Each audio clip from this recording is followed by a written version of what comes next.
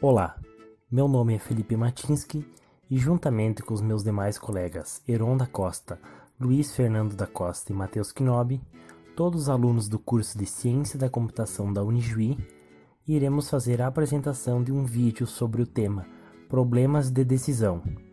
Tal tema abordado dentro da disciplina de Complexidade Computacional ministrada pelo professor mestre Marcos Ronaldo Melo Cavalheiro. Bom, o nosso trabalho então está dividido em alguns tópicos, que são eles: a introdução, que iremos definir com conceitos de uma forma mais formal sobre problemas de decisão. Também iremos abordar a decidibilidade, que engloba alguns tipos de problemas mais conhecidos e mais conceituados dentro dos problemas de decisão. Também iremos abordar o problema da parada, que é um problema bastante conhecido e famoso nesse ramo de pesquisa e nesse ramo de estudo. Não podemos deixar faltar também a equivalência entre programas. Redução, como o assunto principal são problemas de decisão, nada mais justo do que tentar reduzir esses problemas, e ver quais os métodos que a gente poderia utilizar. E para finalizar também, por uma forma de linguagem de gramática, iremos abordar sobre a hierarquia de Chomsky. Existe uma solução para um dado problema? Uma definição tanto quanto confusa. Porém, com o comentário, fica um pouco mais claro para tentar entender.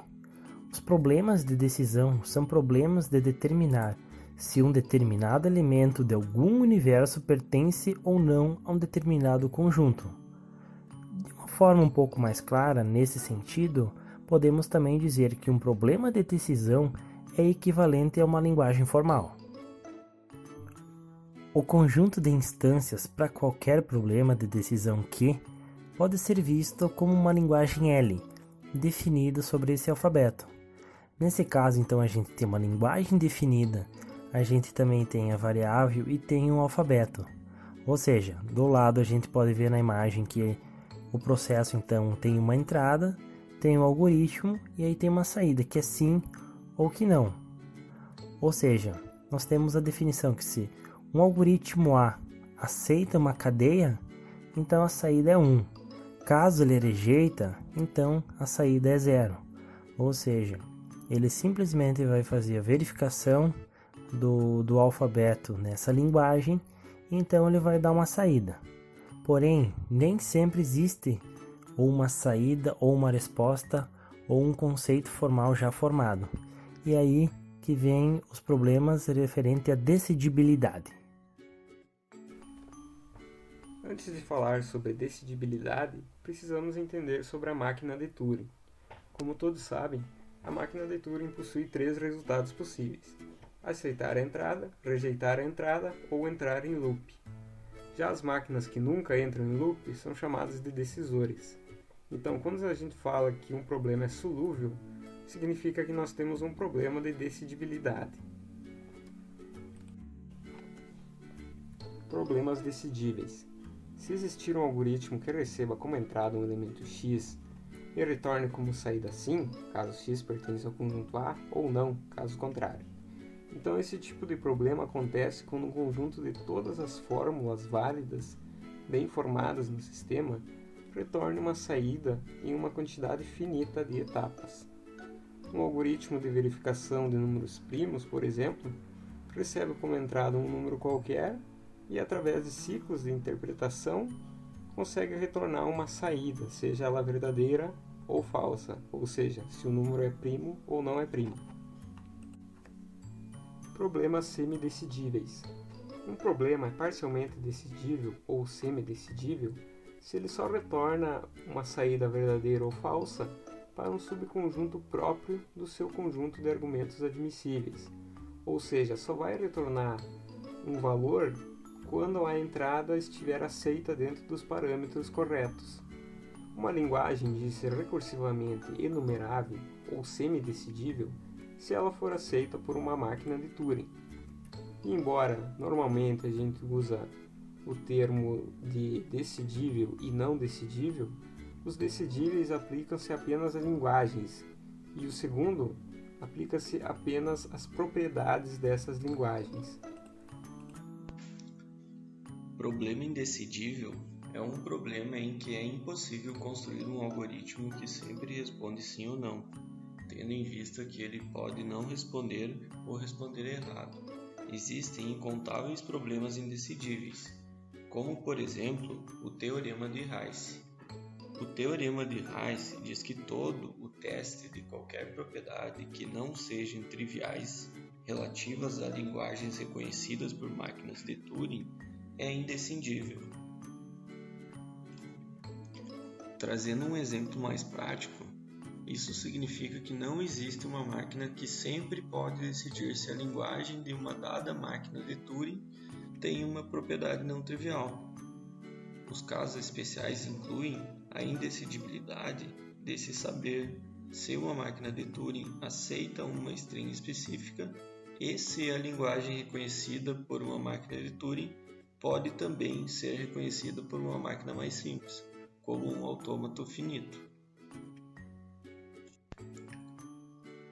O problema da parada é um problema de decisão clássico da ciência da computação, que consiste basicamente em determinar se um dado programa sempre vai parar a sua execução para uma dada entrada arbitrária ou se vai executar infinitamente. Trazendo um exemplo do problema da parada de forma mais prática, a qual podemos refletir no dia a dia, é que não temos como garantir que um antivírus jamais executaria um código malicioso, ou então que um compilador produza o código mais rápido possível. Esses dois exemplos são, na verdade, exemplos disfarçados do problema da parada, cuja insolubilidade já foi provada. Aqui temos um exemplo de um problema de parada, em forma de pseudocódigo. Seria um loop infinito que não tem saída. A sua linha de programação seria: enquanto verdadeiro, continue. E logo abaixo, um outro exemplo de um programa que para rapidamente, que seria um programa que escreve na tela ou no console a palavra Hello World. Sua linha de programação seria imprimir Hello World. Equivalência entre programas. Um programa pode ser definido como um conjunto de instruções que capacitam uma dada máquina a aplicar certas operações básicas e testes sobre os dados fornecidos, com o objetivo de transformar esses dados numa forma desejável. Equivalência de programas pode se definir quando uma máquina pode simular outra máquina. Sendo assim, equivalência de programas pode estabelecer noções com equivalência de máquinas. Uma equivalência de programas será analisada em uma certa máquina quando estiver uma caracterização de equivalência mais fraca do que uma equivalência já apresentada. Daniele Casilio diz que um par de programas pertence à relação apenas se as correspondentes funções computadas coincidirem para uma dada máquina. Se dois programas em uma máquina possuem a mesma função computada, ou seja, computam a mesma função ou resultado, então elas são equivalentes. O conceito de equivalência é utilizado para otimizar o programa e eliminar instruções desnecessárias. Redução. Em teoria da computação e complexidade, uma redução é uma transformação de um problema em outro. Dependendo da transformação utilizada, isto pode ser usado para definir classes de complexidade em um conjunto de problemas. As duas principais razões para se realizar as reduções são que, na primeira, frequentemente nos deparamos tentando resolver um problema que é parecido com um problema que já resolvemos. Nesses casos, muitas vezes uma maneira mais rápida de resolver o novo problema é transformar cada instância do novo problema em uma instância do problema antigo, resolvê-la usando nossa solução existente e então usar esta para obter nossa solução final. Este é, talvez, o uso mais óbvio de reduções. A segunda razão seria que suponha que tenhamos um problema que provamos que é difícil de resolver, e temos um novo problema parecido. Podemos suspeitar que este também é difícil de resolver. Argumentamos por contradição que esse novo problema é fácil de resolver. Então, se podemos mostrar que cada instância do problema antigo pode ser resolvida facilmente, transformando em uma instância do novo problema, temos uma contradição, o que estabelece que o novo problema também é difícil. Um exemplo muito simples é a redução de multiplicação para elevação ao quadrado. Suponha que tudo o que sabemos fazer é somar, subtrair, elevar ao quadrado e dividir por 2. Podemos usar este conhecimento combinado com a fórmula ao lado para obter o produto de quaisquer dois números. Também temos uma redução na outra direção. Obviamente, se podemos multiplicar dois números, podemos elevá-los ao quadrado. Isto parece implicar que esses problemas são igualmente difíceis. Esse tipo de redução corresponde à redutibilidade de Turing. No entanto, a redução se torna mais difícil se adicionarmos a restrição que só podemos usar a função quadrática uma vez e somente no final. Redução por mapeamento. Uma redução por mapeamento é uma redução que converte instâncias de um problema de decisão em instâncias de um outro problema de decisão. Redução por mapeamento é um caso especial e mais forte de redução. Reduções por mapeamento são muitas vezes sujeitos a restrições e recursos. Por exemplo, a função de redução é computável em tempo polinomial ou espaço logarítmico.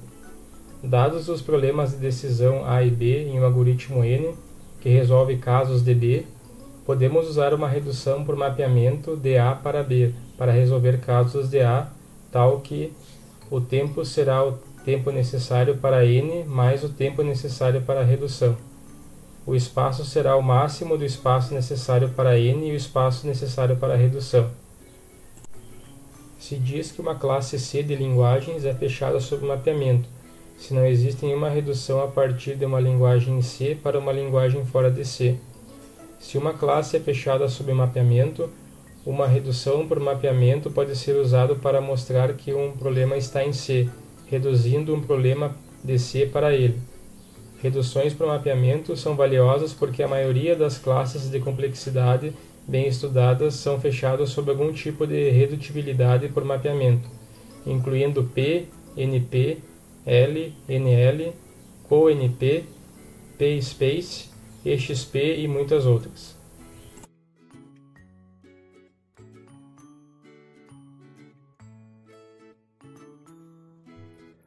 O outro método de redução que temos então é a redução de tempo polinomial, onde, de forma mais conceitual, na complexidade computacional, uma redução desse tipo é uma redução que é computável por uma máquina de Turing determinística. Ou seja, a redução em tempo polinomial é importante e muito usada, porque é poderosa o bastante para realizar muitas transformações entre problemas muito complexos. Outra definição que também podemos ter é que a redução em tempo polinomial é análoga à redução por mapeamento e redução de Turing. Agora, restringindo o tempo polinomial, a máquina de Turing que executa essa função. Esse modelo é útil para a concepção de reduções. A desvantagem é que certas classes como NP não são comprovadamente fechadas sobre reduções. Então, ele não é útil para provar que um problema está em NP. Hierarquia de Chomsky. A hierarquia de Chomsky é uma classificação da gramática formal definida por Noam Chomsky em 1959. Como pode ser visto na imagem, a gramática é dividida em 4 níveis, que são o nível 0, chamado de gramáticas com estrutura de frase, onde alfa e beta são formas sentenciais e beta pode ser vazio.